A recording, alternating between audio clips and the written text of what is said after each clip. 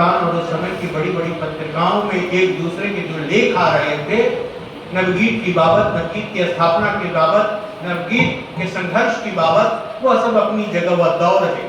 लेकिन जब बात शुरू होती है तो उस प्लेटफॉर्म पर बहुत सारे लोग आ भी जाते हैं और यह बड़ा सुखद है।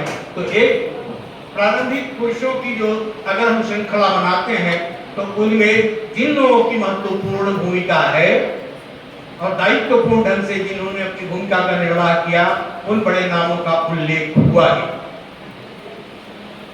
अब शिवानंद सिंह सहयोगी ने जो संग्रह निकाला है और फिर तीसरा संग्रह जो आएगा उस पर भी विचार विमर्श होगा। दूसरा सत्र नवगीत उद्भव और विकास पर। अब एक बार की बात है, मैं विषयांतर नहीं हो रहा हूँ, समझ लेंगे कि विषय पर ही, और थोड़ा इसलिए कि अब जो भूमिका है बहुत संक्षिप्त भूमिका है। कुछ लोग इस बीच में गए तो वे वंचित रह गए। महाकवि आचार्य जानकी वल्लभ शास्त्री के निधन के बाद दिल्ली में एक बात उठी थी शोक संदेश, शोक सभा में, कि आचार्य जानकी वल्लभ शास्त्री केवल सौंदर्य और प्रेम के कवि थे, उनमें प्रगतिशीलता के तत्व नहीं है। मैंने फोन पर कहा कि गई काटने गेहूं अम्मा बाप गया बेगारी में है, खा पी घर के कोने में बच्चा पड़ा कुमारी में है, इसमें प्रगतिशीलता के दर्शन नहीं होते हैं क्या? तो एक कवियों में हम आपकी बात से सहमत हो गए तो फिर हम काहे का कवि है, हम काहे का आदमी है? थोड़ी बुद्धिजीवियों में चलती है लेकिन सब कुछ प्यार से चलता है, सब कुछ स्नेह से चलता है। और एक और भी बेहतर के लिए हम लोगों के बीच जो संवाद विवाद यह सब होता है तो उससे एक ठोस रास्ता निकल कर आता है। और नवगीत जिसकी शुरुआत हम जब से माने, निराला से ही माने, रचना की रिजुवीन बनी तुम, ऋतु के नयन नवीन बनी तुम, या बाहो ननाव निष्ठाव बंधु, आचार्य जानकी वल्लभ शास्त्री की पंक्ति, धूप तरी कीर्ति कोहरी की झील में, या इस तरह के अनेक गीत। लेकिन जो उसकी यात्रा शुरू हुई है आज भी बुलंदी की ओर उसकी यात्रा जारी है। तब की यात्रा आज भी पूरी सशक्तता और सक्षमता के साथ है। अब नई कविता के वरक्ष है या नहीं है ये इतिहास का विषय है। हम केवल अपने ढंग से अपनी बात कहने के विश्वासी हैं और बात कहते रहेंगे, करते रहेंगे। हम संभव है कि हम मुक्त छंद में बहुत उस तरह की बातें नहीं कर सकते हैं जिस तरह की बातें किसी संगठन विशेष के लोग करते हैं, चाहे वे दक्षिण के हो वाम के हो। हम उस तरह से उनकी बातें नहीं कर सकते हैं। जब तुलसी को नकारा जा सकता है, प्रेमचंद को नकारा जा सकता है, उन पर टिप्पणियां की जा सकती है, उनकी पुस्तकों को जलाई जा सकती है, तो कोई ठिकाना नहीं कि आने वाला समय हमारे आपके कहे हुए को बेलाख खारिज कर दे। तो ये सहमति असहमति का दौर चलता रहता है। मुजफ्फरपुर में नवगीत कुटुंब का ये बृहत आयोजन हो रहा है, मैं टिप्पणियां देख रहा हूँ और कई ऐसे उत्साही नवगीतकार हैं जो कहते हैं जब हमने उस पर टिप्पणी दी कि नवगीतकारों का स्वागत किया जाएगा तो उस पर टिप्पणी आई कि डॉक्टर साहब बताइएगा तो किन किन वर्तमान समय के नवगीत को महान रचनाकारों का अभिनंदन किया जा रहा है। मुझे आपका भी स्वागत है, लेकिन जिनका भी हम अभिनंदन करेंगे, जिनका भी सम्मान करेंगे, वे महान हैं क्योंकि वे सृजन करने लगे, वे सृजन कर रहे हैं, गीत लिख रहे हैं, इसलिए वे महान हैं, अनुकरणीय है, वरेण्य है, श्रेष्ठ है।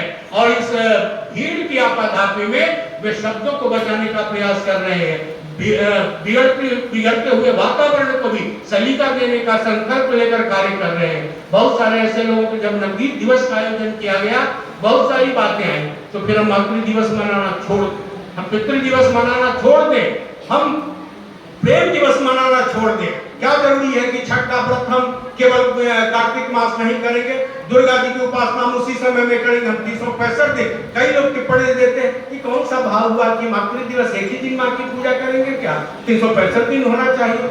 एक दिन भी अगर संपूर्णता में दिन को समर्पित करके माँ का भाव हम जी लेते हैं, उन्हें प्रणाम कर लेते हैं, तो समझ लीजिए 364 दिन हम ऊर्जावान बनेंगे।